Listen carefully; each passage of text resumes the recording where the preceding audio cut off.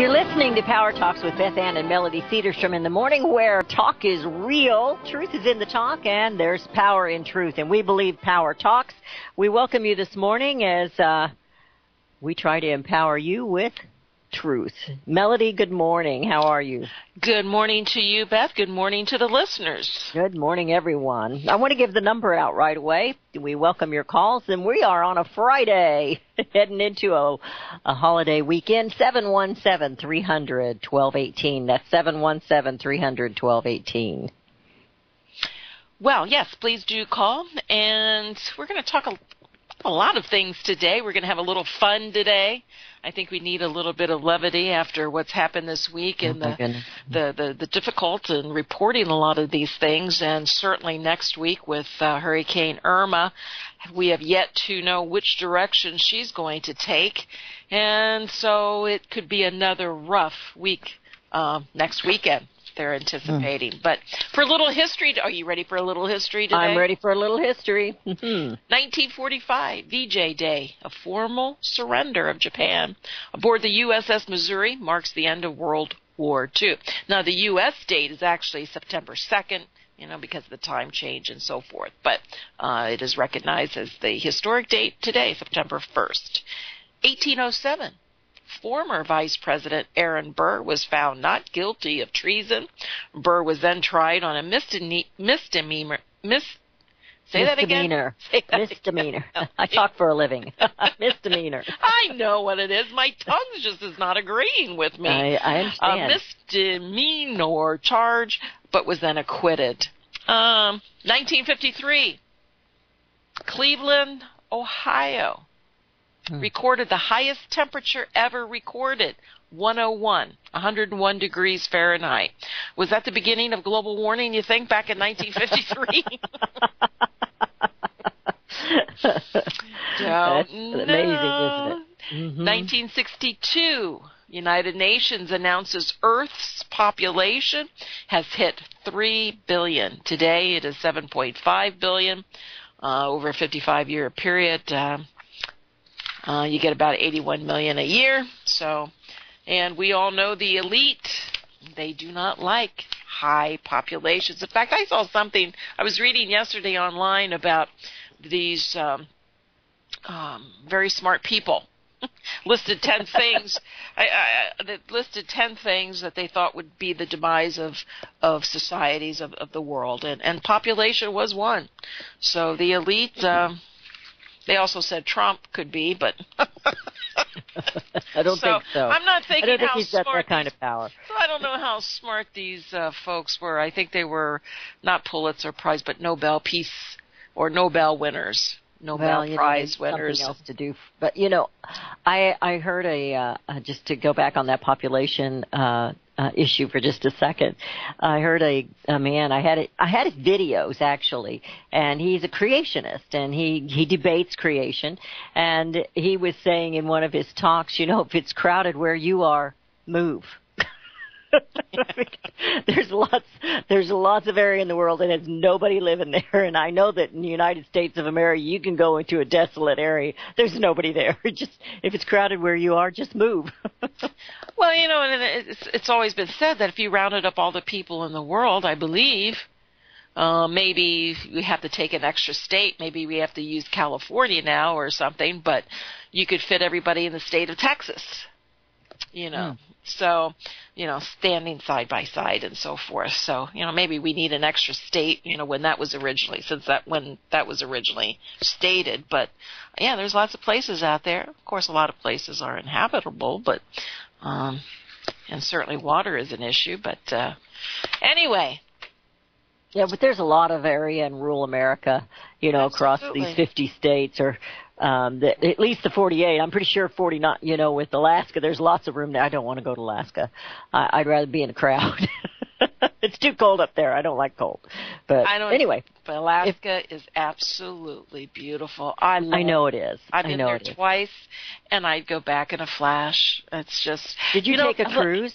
We're just talking here. Did you take a cruise? I've heard so many that have taken the Alaska cruise, and it's just absolutely beautiful. I took 2 cruises, but then in each cruise we did some land tours. Mm-hmm. And the one we went into the interior of Alaska, and then the other one, we actually went down and we walked with the grizzly bears. Now, that was quite frightening. I would not have done that. And we actually saw, we didn't see too many grizzly bears, but the one that we saw and watched the most was a mother, and she had her little cub. And we were told that we were out, they flew us out to, in the middle of nowhere, and they were, by the water because it was peak salmon season. The salmon were. Wow. Mm-hmm. And she was there with her little cub. And I have all kinds of pictures and so forth, but this little cub, we just kept, stay away from us, don't come towards us. But the antics of this little grizzly brown bear cub was just something that you would see on National Geographic.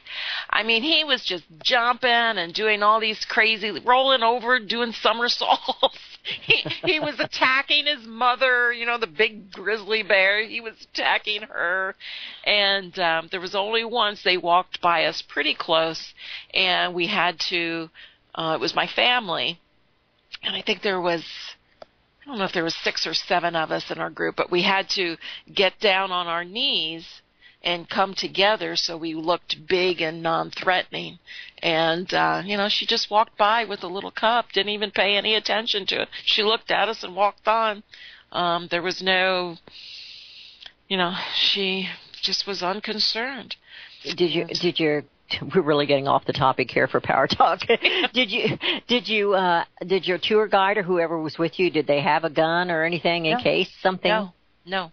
Oh my gosh. No weapons. All they had was a, what do you call the thing that you shoot up in the air? Flare. Flare. They had a flare. And that's all. And I was told, because that was my big concern, gee whiz. All you carry is a flare. But someone told me the heat from the sulfur of the flare gun is much more damaging than what a bullet would be, because these bears have so much fat. And lots of times, and I've been told that they have, if someone hunted bear and killed one and so forth, and they were doing what they need to do to get the skin, they find multiple bullets in bears because it just doesn't go. It gets stuck in the fat tissue, and it doesn't you can't do anything. You can't take one down with a .22. That's not going to happen. So they carry the flares, and but other than that, you're pretty much history if one is angry that day. And it was I would never do it again. I don't think I would have done that in the first place unless the guide would have had a gun. But no, I would have been scared to death. We came across another one that he was laying down sleeping, and his paws were bigger than a dinner plate. I mean, they were just huge, and he was huge, and he must have just ate because he was just laying on his side, just snoring away. And it was, like his Thanksgiving dinner, huh? And, we were, 10 feet from him maybe? Wow. And he was and he would move, his eyes would open, and he'd kind of look at us, and, of course, we would back up. We're very quiet, and he didn't even move. And then when we started walking away, he actually got up and started walking behind us. Now, that kind of unnerved me a little bit, because it was like he was following us. Yeah. And that kind of scared me a little bit. And but after he followed us for a little ways, he just laid back down and went back to sleep. So, yes, if someone has the nerve to do it, I would say do it. But I had a son that when he and his wife were on their honeymoon, they swam with the sharks. And they knew their mother would not do that. That's not going to happen. You can call me a scaredy cat if you want. That's okay. I'm good with it. I'm good with being a scaredy cat. I'll do some things, but there's some things I won't do. Anyway. At least with the brown bears, they're fairly predictable as far as, if they have their food and you're not threatening. You don't want to threaten their food source and so forth. And, there was very strict guidelines that we had to follow. And but the uncertainty was that little cub because, lots of times the little cubs are so interested. They have this curiosity, and they see, people, and they want to find out, who you are, and sometimes they'll come and sniff the tourists and so forth, and that's what I was afraid of. And then the mother comes. And then they'll try to shoo the cub away and so forth, but I'm here. It was successful, and we should move on. Yes, we should. That was a good little tour, though. It was a good little tour. They call that when you're in the pulpit chasing rabbits. So we chased a rabbit, but he was more like a bear. But anyway, we're back to the history. You were talking about history, and I interrupted. Oh, you're done with history. That was it for the only other thing I had was the wreckage of the Titanic was found in 1985, and for us older folks who remember I Dream of Jeannie, the last episode was aired in 1970. Wow, I didn't know that. Well, you do now. Yeah, I watched it, but I didn't realize it was over that soon, that long ago. Well, we're going into a holiday weekend, and I hope everyone has something nice planned. I know a lot of Americans, if you're like me, you plan on working things at home that you haven't got done. Is that what you're going to do, Melody? You going to work? Pretty much. I always work in the office at Financial Survival, and to get caught up in things that I couldn't complete during the week and so forth, paperwork and things like that. So, I'm usually in the office every day. Yeah. I usually end up in here sometime during the weekend as well. I've been trying to do a little bit better, but it just keeps calling me here. But I take the work home. I take the laptop home, and I do things there too. So, but it's a non-ending job. Liberty is never really won. We have to keep at it. So much news going on, so many things, and we wanted to try and keep this today's show a little lighter. I don't know if we have so far or not. We've been talking about bears, but we are going to talk about taxes. We are going to talk about maybe the Dreamers. We may be going to talk a little about Obamacare, and of course we're going to talk about Labor Day and where did it come from? The history of Labor Day. It's interesting when you study the history of Labor Day. I'm going to go ahead and give the phone number now that you've told everyone what our topics are. 717-300-1218. That's 717-300-1218. We started a new month today, September 1st, and you were talking about September 2nd being the history of the end of the war, and that was also my mom and dad's anniversary. They got married on September the 2nd.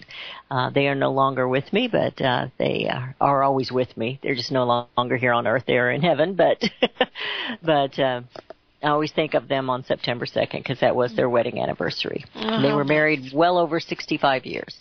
Oh, 65. That's how my grandparents were. They were married very, very, very long time. They married very young in those days. Well, they were older than I was. Dad was. They got married before Dad went overseas, and anyway, that's another rabbit we don't need to chase right now. But we have so much to talk about, and we're going to give history of Labor Day later on. I think she wants to. Let's talk about the taxes a little bit. You want to get started on that? I know it's going to take us a little longer than what we are. Got 30 seconds before we head into a break. But I've got several things on taxes, and I guess you do too. I know something I can announce that won't take us very long. And this was kind of a shock to me. It wouldn't have been a shock several months ago, but it was a shock today that Sheriff David Clark resigned as Milwaukee County Sheriff, and that really surprised me. So I don't know if something else is happening. He's not given a reason why. He's up for re-election next year, I believe. I bet he's going to Homeland Security because they have that new guy. You have they replace the head, and I'll bet he's going to be heading over. He turned it down and taken his name out a while back, but that would have been working for Kelly. So yes. So anyway, I thought that was interesting news. I don't know how I feel about it. We need good sheriffs. Milwaukee needed him. However, we're going into a break, and your calls are welcome. We will talk about taxes when we come back. We have quite a bit on that. 717-300-1218, 717-300-1218. And one thing they'll find out about Beth, and maybe you didn't know this either, I like poetry. And I have some Labor Day poems that I want to share throughout the show. 717-300-1218. And Melody and Beth Ann with Power in Our Talk. We'll be right back. You're listening to FirstAmendmentRadio.com worldwide. Freedom is never free. We need your support today at FirstAmendmentRadio.com. Gold and silver is tremendously undervalued. Global demand vastly exceeds mine supply by more than 60% annually. There is little in the financial world more certain than a coming explosion in the prices of gold and silver. The U.S. dollar continues to lose value and respect as the world's reserve currency. Our nation faces challenges on many fronts, and a day doesn't pass without another economist bringing forth warnings of impending economic calamity. There has never been a better time than right now to acquire physical gold and silver. Discount Gold and Silver Trading was founded on the principles of truth and honesty. We believe in providing a quality product, quality service, and most importantly, competitive pricing. We provide all forms of precious metals, including American gold, silver, platinum, and rare investment and circulated coins. Silver bars, rounds, and 90% silver bags are on hand for the silver investor. Gold self-directed IRAs are available. Call Discount Gold and Silver Trading at 1-800-375-4188. Toll free, that's 1-800-375-4188. Visit crosstheborder.org, C-R-O-S-S, crosstheborder.org, to get your print, EPUB, or PDF version of Nicholas Arthur's new book titled When the Third Temple is Built. That's crosstheborder.org. When it comes to prophecy today, much of the evangelical Christian world has their eyes on Israel, waiting and watching to see when the third temple will begin to be built. The plans are drawn. The Jewish people are eager. Most evangelical Christians today believe that the rapture will happen before the third temple is built.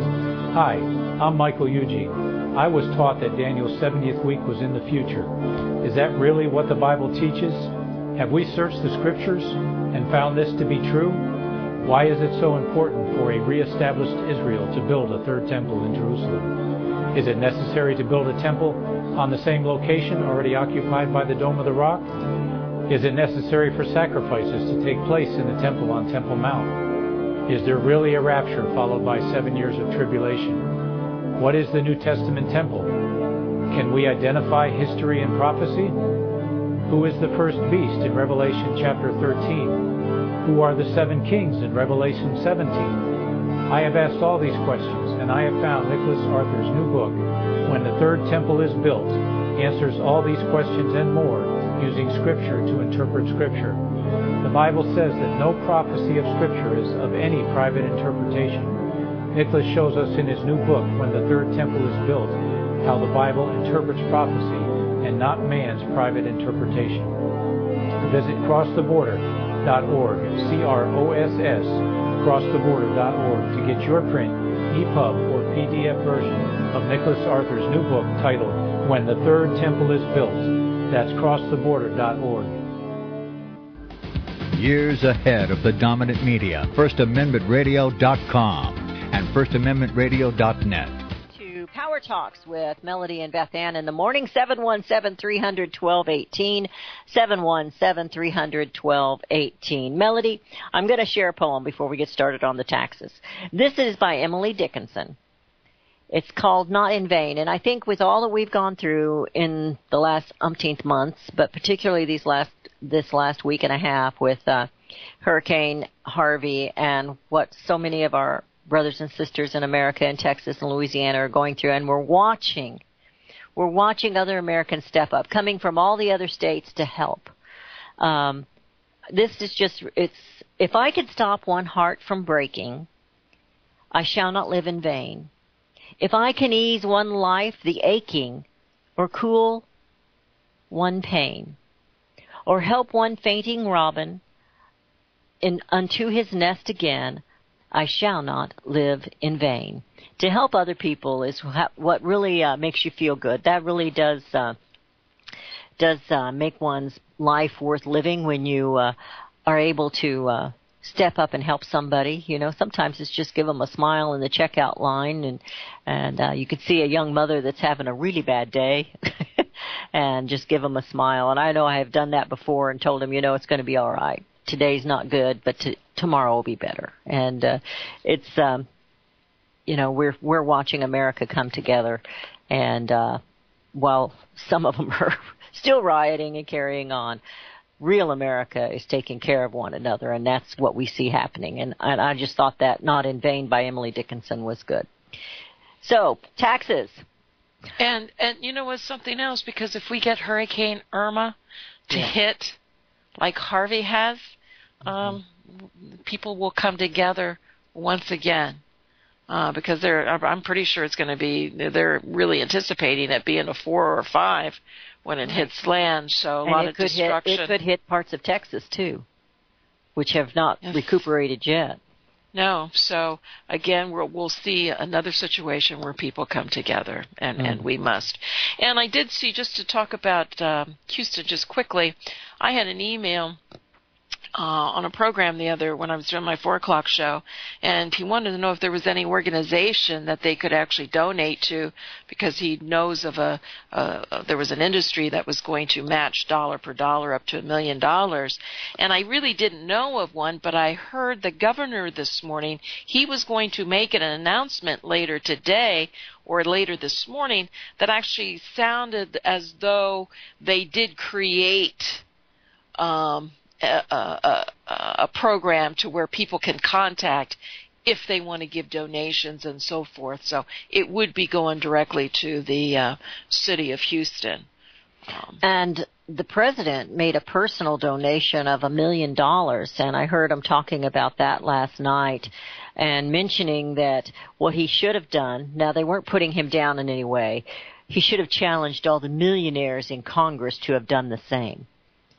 All those that are always talking about how they want to help the poor.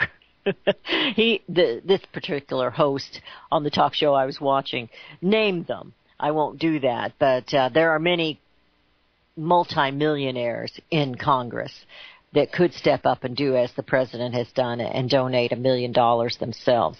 And anyway, I thought that was interesting. Well, at least the billionaires anyway. At least the billionaires. Let's go ahead and get some news done. All right. I'm with you. Okay. You were going to talk about taxes, weren't you? Well, Trump delivered his pitch on tax reform on Wednesday in Missouri. And what I'm reading here, actually you sent it to me, he's really pushing on these tax cuts. Tax reform must dramatically simplify the tax code, eliminate special interest loopholes, and I'm speaking against myself. When I do this, I have to tell you, this is what Trump said in his statement, trying to address the proposal in the populist language that won him the election. But it seems odd that this issue has become the main priority for Trump. This is what this article is saying.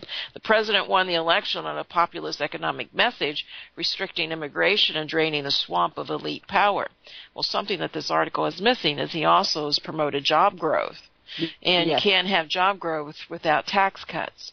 Now, I don't believe the tax cuts can get done because they don't have the revenue. They're just going to shift them around, and, some might get benefited from, but others are going to be, severely handicapped by more taxes. But well, the article you have, I think, is the one, the holy grail of Trumpism is not corporate tax cuts. And it's talking about how, almost as if, I'm just going to paraphrase here, the Republican Party has always stood on tax cuts. That's what they always preach. Whether it gets done or not, they're always talking about tax reform. And so they've kind of hijacked the president on this. And they're trying to turn it around as if that's what he was elected for, but that's not. It says tax cuts are pretty much the issue that has defined the Republican establishment for years. It's an idea that carries a lot of appeal, but many of the proposals associated with the measure come out to helping the wealthiest at the expense of the rest of society. And it goes on in this article, and it says, contrary to the populist nature of Trumpism, some of these 1% friendly tax ideas are coming to the fore in drafting tax reform. It was reported, and I was going to ask you about this yesterday, it was reported last week that some Republicans are mulling tax workers' 401ks in order to offset massive cuts to the corporate tax rate. An idea that literally, I can't talk either, takes money away from the average Joes to help CEOs. They just can't give up the money. They're not going to give up the money. And I have this... Well, it's not that they can't give up the money. It's that there's no money to give up. They can't give up taking the money away from us because they have to have it. They have to have it. So it's like you say, they juggle it around. We've seen that on local levels, at least in the state of Missouri. You know, they passed the lottery. It was, this money was going to go for education. And, who would be against the children's education? Who could possibly be against that? But what they do, yes, that money goes to education, but they removed it in another area. So it never really improves or gets greater. And, of course, we know throwing money at any problem is not necessarily the solution. But this article, I thought it was very interesting. I hoped you liked it too. I made some really good points. And, it's something that I fear as well, that the president, he has so much in the way of establishment and the bankers around him. Not that the bankers are all bad guys. Really? And they're smart when it comes to money. But, really? Well, no. You know what I meant. And maybe your banker on your corner street is not a bad guy. No, but I'll guarantee you the bankers of these, the world banks and so forth, they're certainly not on my favorite list. But yeah, you have the Wall Streeters. These are the bankers. These are who he surrounded himself with. And I think he did it with. Pardon? I think he did it with the intentions of they know how to handle money, but they also know how to keep getting money, and that is of great concern to me. And I don't know. Do need tax reform? They said he didn't. They said he didn't run on tax reform, but he did say, wouldn't it be wonderful, as he's showing this two great huge stacks of papers he had to sign with his tax returns, wouldn't it be wonderful if it was on a postcard? That's all it needs to be. It doesn't need to be this confusing, convoluted mess that Congress likes to make things. Lawyers like to make. He talked about lower on his campaign. He didn't talk about reforming the tax code. He talked about giving corporations a tax break. And I think he thought that would be easy to drop it from 35% to maybe 20%. But I don't think as much as I think he understands that this country is bankrupt, I didn't think he thought it would be a problem getting the money to fund. Well, he's surrounded by swamp creatures and bankers, and so he's in trouble. We do have a caller. We have Joe from Arkansas. He brought a lot of them in, though. And that's. Yeah, I know that. I know he did. We have Joe from Arkansas. Joe? Yeah, good morning. Good morning. How are you? Yeah, I'm all right. How are you? Doing good. All right, since you're talking about taxes,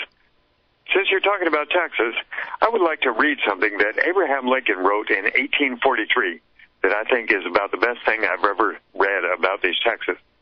And he wrote that a tariff sufficient for revenue, or a direct tax, meaning income tax, must soon be resorted to, and indeed we believe the alternative is denied by no one, but which system shall be adopted? Then he says something else which is a little bit irrelevant, just having to do with the politics of the day. And then he goes on to say, let us then briefly compare the two systems. The tariff is the cheaper system because the duties being collected in large parcels at a few commercial ports will require comparatively few officers for their collection. While by the direct tax system, the land must be literally covered with assessors and collectors, going forth like swarms of Egyptian locusts, devouring every blade of grass and every other green thing. And again, by the tariff system, the whole revenue is paid by the consumers of foreign goods, and those chiefly the luxuries and not the necessities of life. By this system, the man who contents himself to live upon the products of his own country pays nothing at all. And surely that country is extensive enough and its products abundant and varied enough to answer all the real wants of its people. In short, by this system, the burden of revenue falls almost entirely on the wealthy and luxurious few, while the substantial and laboring many who live at home and upon home products go entirely free. Okay. Like I say, I think that's about the best thing I've ever read on this whole thing of taxes. And if the American people wanted to have, a good system, a system that would really make life good instead of maybe just a little tiny bit less miserable, they would all get together and demand that we not have taxes on the labor of the working people at all, but have tariffs on the goods of foreign countries. And then, of course, that would create so much more industry and jobs here at home, and life would be so much better here. I agree, Joe. I really do. And we have seen some of that going on as well. We're seeing some of it going. Well, the thing is that, this whole idea, which apparently used to be pretty prominent in American political thought, as Abraham Lincoln was writing it in 1843, apparently this kind of thinking used to be pretty prominent in American political thought, as I said. But now it seems like, nobody hardly ever brings it up anymore. It seems there's no talk whatsoever of the kind of taxation that Abraham Lincoln was talking about. But it seems like, everybody, it seems like all the talk is on, how we're going to adjust or rearrange the income tax system, and no talk at all of, becoming, more self-sufficient economically so that we keep the money circulating here at home and create industry and jobs here at home instead of sending it all off to foreign countries and losing it. Absolutely. Well, earlier this week, I'll tell you what, I'm lost in the days here. President Trump did, and this was over the North Korea issue. He was trying to talk him into putting a tariff on China's goods. And, of course, what you read came from President Lincoln. We know that that was part of the issue. One of the biggest issues in the Civil War was the tariffs and the money and the taxes and the land, and they were fighting over a lot of that before slavery got brought into it. Yeah, I just recently read Andrew Jackson's proclamation about South Carolina in the 1830s, I think it was. South Carolina passed a law saying that a tariff enacted by Congress, was null and void in South Carolina, that it was unconstitutional, and South Carolina wasn't going to collect it and wasn't going to allow it to be collected in South Carolina. And so Andrew Jackson at the time, he wrote a proclamation in answer to what South Carolina had done, and he said that South Carolina was wrong in doing that because the Constitution clearly gives Congress the authority to regulate and tax foreign trade. And so, whatever somebody's opinion might be of that law, it was not unconstitutional. But apparently that's one of the claims of states' rights that South Carolina was making, that they could nullify tariff laws passed by Congress. And so that was, at least that, was a invalid claim of states' rights in that case, because the Constitution does say that Congress can regulate and tax foreign trade. Well, right now they're too busy hitting the American people with taxes, and they're not going to stop. I mean, if they go after the 401ks like we were talking a few minutes ago, that's going to affect so many people.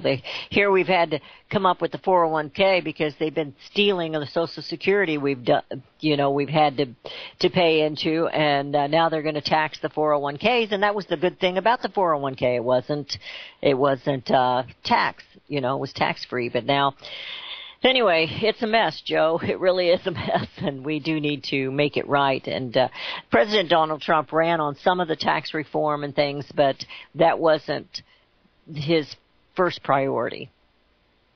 Anyway. Okay, yeah, maybe, yeah, fine. Well, if he'd be able to get done the things that he did promise to do, the things that he did promise, the country would be a lot better for it.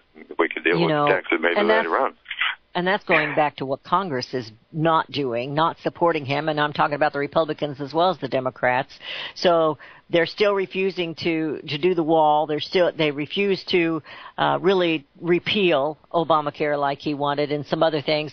I mean, the man hasn't even been running with a full staff for a long time because they wouldn't pass, they wouldn't give him his cabinet. And so it just goes on and on with the obstruction, but they're going to maybe come together on tax reform because they'll get what they want out of that, and they'll put something else on the agenda as well, and so that's what the Republicans are going to try and turn this around to be. This is going to be their great shining moment. Whether it'll be good for you and for me, I don't know. I doubt it. Maybe we'll get a little perk here and there, Joe. They might stroke us a little bit. But whether now, as I understand it, these crushing taxes we pay, these taxes that are so high that we pay, they go back to when the Federal Reserve was created. As I understand it, the Federal Reserve gave Congress an unlimited line of credit, so that the country could go, in huge debt to the Federal Reserve Bank so that the bankers could make plenty of money off of the American taxpayers. So Congress, with their unlimited line of credit from the Federal Reserve, what do? They spend, and run up the debt, and then, the taxpayers are stuck with a bill for it. So that's kind of the origin of that, as I understand, and hopefully at this next election in 2018, a lot of these rhinos that won't cooperate with Trump will be voted out, and hopefully we will get more real patriots in Congress, hopefully. I think Paul Ryan has shown his stripes, obviously. I mean, to me, it's just, of course, I thought it was blatant when he ran for vice president. I didn't like him then. But, he has done anything but support and help the president. And I had a feeling that Reince Priebus was in on that because he and Paul Ryan were good friends, and he was there real close to the president, and he finally is gone from there as well. I haven't heard much out of him. I'm sure he'll end up some kind of a consultant on these news things, or he'll write a book. I just want to give some stats. This was released earlier this week, the Bureau of Labor Statistics. From 2013 to 2016, the average tax bill for Americans increased 41%. 41%. From 2013 to 2016, federal income taxes climbed from $5,700 to $8,000. I'm just going to round these numbers out. Okay. State and local income taxes climbed from $1,600 to $2,000, an increase of $417 or a 25% increase. Other taxes climbed from $60 to $75, an increase of $15 or 25%. The biggest single expenditure by consumer units, they call those consumer units. It just irritates me. Doesn't that make you feel human? Yeah. But was housing. So housing consumer units spent more on housing than they did taxes, but people pay more in taxes than they do on food and clothing, and that's sad. So we work for the man. Mm-hmm. Or the Congress. We work for the man. The D.C. occupiers occupying offices and cutting deals, and it's getting to be ridiculous. And going back to George Washington, the marvel of all history is the patience with which men and women will submit to burdens laid upon them unnecessarily by their government. Most of the spending is unnecessary. Go ahead, Joe. I'm sorry. Yeah, you know how people often, when they try to be friendly to you, they'll say, "Don't work too hard." And so when they say that to me, what I do is I say, well, that's what you have to do these days to get the money that you need to have to pay your taxes. And, so we all have to work too hard these days so that we can pay our taxes. And so, we should be playing 16 I try to say those things to get people to think about these serious things sometimes. Yeah. I said we should be playing the song 16 Tons, What Do You Get? Another Day Older and Deeper in Debt. That's the way it's going for us. Joe, thank you for the call. I appreciate it. Thank you, Joe. Okay, thank you. Melody, it is getting absolutely ridiculous what we're putting up with as the Republic. The people are the ones that are supposed to be in charge, and we sit here and wonder what they're going to do to us next. Isn't that tyranny? I mean, isn't that really what the totalitarianism is? I mean, these guys up there in D.C., like I said, presidents come and presidents go, but Congress stays there, and they're the ones that keep amazing. Why? How can their ratings? I saw their ratings just drop from 10% to 8%. How can you have that type of rating and still exist? It's amazing. It truly is. What is going on? How do these people get re-elected? What is happening to the people of this country that just keeps them going back there doing the same thing? And why can't for when you have such a poor showing, 8%. Why can't the American people see that these elected officials in Congress are making millions of dollars?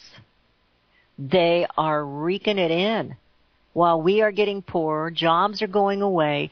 I said it during the campaign, even before Donald Trump was the nominee for the Republican Party, that they were angry with him. They hated him.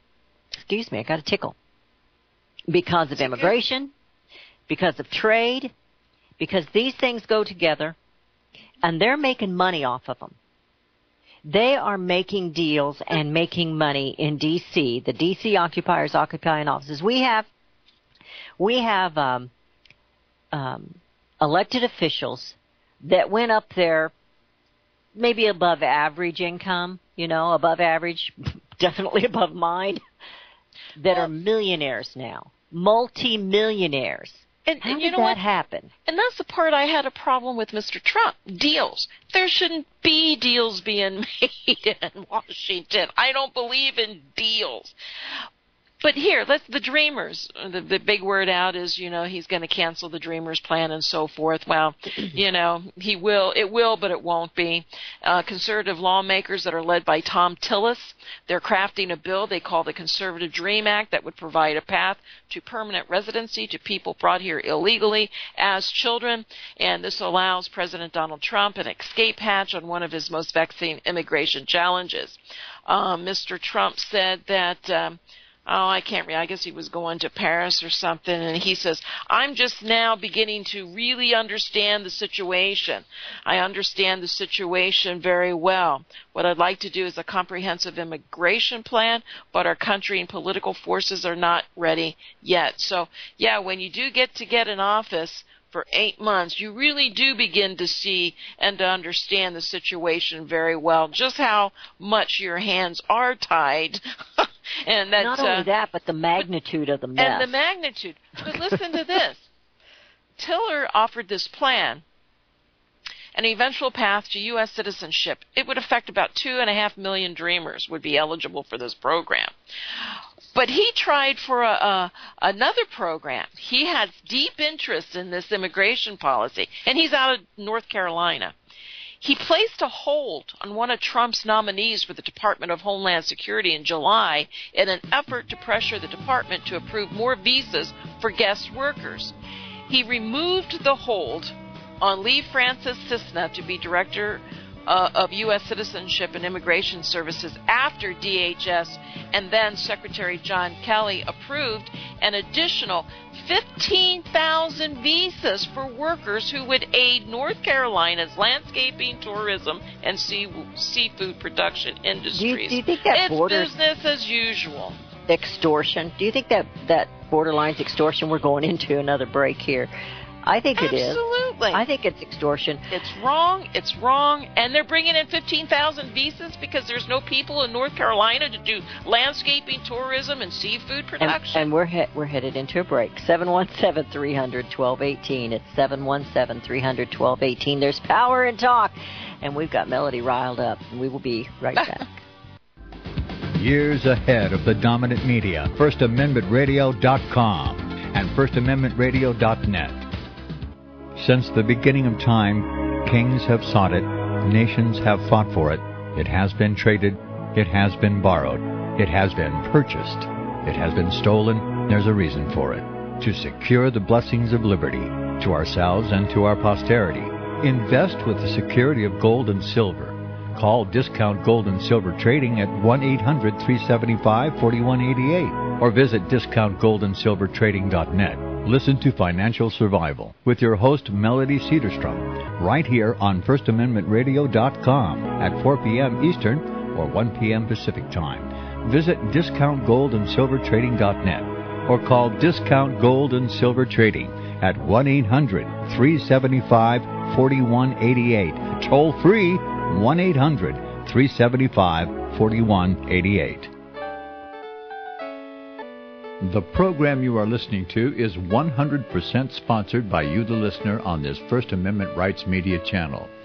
You will notice that there are few commercials on this radio network. There's a good reason for that. Corporate advertising dollars come with strings that limit program content. So without your help, these programs cannot continue on Internet or our several affiliates. If you benefit by the educational law programs, we ask you to give. If you are admonished or nurtured by the Bible and ministry programs, we ask you to give. If some voice a cause that you are passionate about, we ask you to give.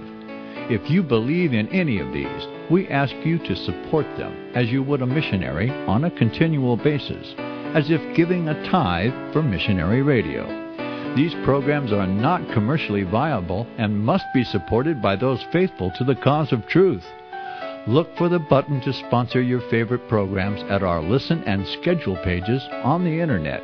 Then, when you subscribe, we will send you the last quarterly MP3 CD of that program immediately, and continue to do so with each new quarter. We will also give you unlimited archive access to all of our programs. We're asking you to give much less than a tithe, so that you may also send support directly to a particular program host, cause, and anywhere else the Spirit may lead you.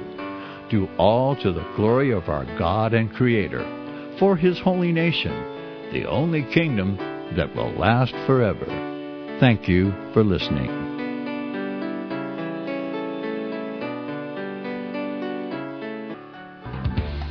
Hear it first on FirstAmendmentRadio.com and FirstAmendmentRadio.net. Co-host, we're co-hosting together, Melody Cedarstrom. I'd like to make a comment. This program that Beth and I are doing this morning, I'm actually going to replay it on my 4 o'clock show on Monday, Labor Day weekend. Monday's the holiday. We are not doing a live show at the 4 p.m. for Financial Survival. We're going to play this program that we did on September 1st, Friday, at 10 a.m. And so it'll perhaps encourage some of my evening listeners to tune in early weekdays, Monday through Friday at 10 a.m. on shortwave, frequency 7490. So, awesome. Well, I mentioned poetry, and we are going into Labor Day weekend, and we have seen an awful lot that has gone on. And I read this poem a couple of years ago on my show, which will be on after this. It's on 12.160, and I Hear America Singing. This is a Walt Whitman poem. I hear America singing the varied carols I hear, those of mechanics, each one singing his as it should be blithe and strong. The carpenter singing as he measures his plank or beam, the mason singing his as he makes ready for work or leaves off work. The boatman singing what belongs to him in his boat, the deckhand singing on the steamboat deck, the shoemaker singing as he sits on his bench, the hatter singing as he stands, the woodcutter's song, the plowboy's on his way in the morning, or at noon intermission or at sundown, the delicious singing of the mother, or of the young wife at work, or of the girl sewing or washing, each singing what belongs to him or her and to none else. The day what belongs to the day at night, the party of young fellows, robust and friendly, singing with open mouths their songs, melodious songs they're singing. Talking about the different occupations, and it takes all of us. Now, some of we don't think about the shoemaker anymore, but somebody's making shoes somewhere in the world. But I actually, just up the block here, there is a shoe repairman, and you don't see those very much anymore either. It takes all of us, and I was just thinking that particular poem is America. That's what we are, is all diversities, all different kinds of people and occupations, and we'll celebrate Monday by not working. Well, I don't know how many people know the true history of Labor Day, and I don't know if the listeners know the true history. I didn't until I studied it for a show a couple of years ago. Of Labor Day. Yeah. And most people think of Labor Day as an extra day off of work to recognize the worker and, so forth and whatnot. Few know that the holiday comes from a time when the government was actually offing workers. It all started in a bad recession back in the early 1890s, and that reduced demand for railway cars, and it was promoting Chicago railway magnate George Pullman to lay off workers and reduce wages. Many of his workers went on strike. The sympathetic American Railway Union refused to handle Pullman cars, hampering commerce in many parts of the country. Workers were mad about their situation. They were angry about their limited opportunities and about what they took to be the mean and arbitrary treatment they received from the distant owners of the industries in which they worked. Pullman workers started their strike in May of 1894. The following month, Congress passed legislation making the first Monday of September a day to recognize workers. Such a holiday had already been a demand of the labor movement through the commentators, though the commentators had described the Labor Day legislation as an attempt to appease the angry workers. But in July, President Grover Cleveland sent federal troops to Chicago to crush the strike. Within a day of the troops' arrival, mobs started tipping railroad cars, setting them on fire. Troops cracked down with bayonets and bullets. The rioting and property destruction worsened. Dozens of people ultimately died in Chicago and elsewhere. The government restored order by the fall, and American Railway Union leader Eugene Debs was eventually convicted of defying a court order and sent to prison. The U.S. Department of Labor's page on the history of Labor Day notes the holiday is a creation of the labor movement and is dedicated to the social and economic achievements of American workers. It doesn't mention the Pullman strike or labor strife in general. Throughout American history, workers had to fight to get better pay and shorter hours. Evenings and weekends weren't just handed over by lawmakers. I think most people consider Labor Day and end of summer 3-day weekend. A law professor at Marquette University said in an interview, very few Americans stop to reflect on the working man, on labor, on the union movement, or any of these things. And so, I mean, it was terrible times, recessions, it was fighting. Violent. There was some violence there going on, and they were rebelling. And it's something we don't talk about. We don't, they just don't mention it. They have all the Labor Day sales, and people go for their last swim, I guess. That's when the swimming pools close down, and maybe the beaches, too, as well. It's the last hoorah of summer, so to speak. You're not supposed to wear white after Labor Day, but I probably will. And, it's, we'll see what Melania wears. But anyway, it's interesting. I'm being a little snide there. Yes, I know. But anyway, so when people are having their holidays and so forth, and that's what happens to all these 3-day weekends, we don't reflect on how they were actually created or the true meaning. We don't do it for Memorial Day. We probably do so more for Memorial Day than any July 4th anymore. I'm just shocked of the reports that I see on the mainstream media and television, what July 4th is all about. They recognize the fallen soldiers like it's an extension of Memorial Day. And it seems like, and I hear more and more of that every year. And it's just wiping out the true meaning. But the last few years on CSC Talk Radio, I've done tributes to July 4th that have been very meaningful. And one year I did a timeline because I wanted everyone to remember that the signing of that paper did not bring independence. It brought war. Mm-hmm. And one of the things I realized, and I've known it, it's just that sometimes it just pops in your head, a little more of a realization is, the founding fathers, they pledged their lives, their fortunes, and their sacred honors. Many of them had to give up their lives. Mm-hmm. Most of them gave up their fortunes. None of them gave up their sacred honor. And I think we lack that sacred honor in this land today. We certainly lack it in D.C. And so the last couple of years I have done a tribute to July 4th as Independence Day and read the Declaration of Independence, had a dramatic reading of that. And, Labor Day, it's now a holiday for barbecues and sales and all that, but to remember how it came to be, people don't do that. And Memorial Day we do a little bit, but it used to be Decoration Day, and it used to be considered a day to unite a broken nation together again. Mm-hmm. And we just seem to miss some of that. We get complacent, and we seem to miss some of that. Because it's all about money. Oh, yeah. It's all about, just as what we've seen happen to the holidays, the December holidays, Christmas. It's become so commercialized. And it's hard to focus on the true meanings of the holidays when you want people to go out there and spend.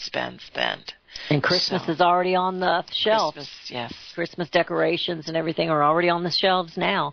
And in those specialty shops and any of the stores, I would reckon. I haven't been in Walmart, but I've been in some of the others that kind of specialize in that, Hobby Lobby and some of those. They've already got the Christmas out. And it's not in the forefront, but it's there. It will be there soon, but it will be. They've got the aisles right now. The aisles that are in the front are the fall, but anyway. And I did want to talk on this. Mr. Trump did do something nice. He plans to spend 90% less on advertising to get people to sign up for Obamacare than President Obama did last year. He's going to spend $10 million compared to $100 million. So, good job. I don't know if we need to advertise it at all. Well, I know, but I mean, but also that is a big cut. With the droppage in funds, also mean less jobs. And I hear the music. We are leaving you for this day, but we want to wish you a happy holiday with Labor Day. Remember the history of labor and what it means, and take a rest and enjoy your family. Melody, you do the same. And we will be back Tuesday. We will. Have a wonderful weekend. Absolutely. Thank you. Visit crosstheborder.org, CROSS, crosstheborder.org, to get your print, EPUB, or PDF version of Nicholas Arthur's new book titled When the Third Temple is Built. That's crosstheborder.org. When it comes to prophecy today, much of the evangelical Christian world has their eyes on Israel, waiting and watching to see when the third temple will begin to be built. The plans are drawn. The Jewish people are eager. Most evangelical Christians today believe that the rapture will happen before the third temple is built. Hi, I'm Michael Eugene. I was taught that Daniel's 70th week was in the future. Is that really what the Bible teaches? Have we searched the Scriptures and found this to be true? Why is it so important for a re-established Israel to build a third temple in Jerusalem? Is it necessary to build a temple on the same location already occupied by the Dome of the Rock? Is it necessary for sacrifices to take place in the temple on Temple Mount? Is there really a rapture followed by 7 years of tribulation? What is the New Testament temple? Can we identify history and prophecy? Who is the first beast in Revelation chapter 13? Who are the 7 kings in Revelation 17? I have asked all these questions, and I have found Nicholas Arthur's new book, When the Third Temple is Built, answers all these questions and more using Scripture to interpret Scripture. The Bible says that no prophecy of Scripture is of any private interpretation. Nicholas shows us in his new book, When the Third Temple is Built, how the Bible interprets prophecy and not man's private interpretation. Visit crosstheborder.org, CROSS, crosstheborder.org, to get your print, EPUB, or PDF version of Nicholas Arthur's new book titled When the Third Temple is Built. That's crosstheborder.org.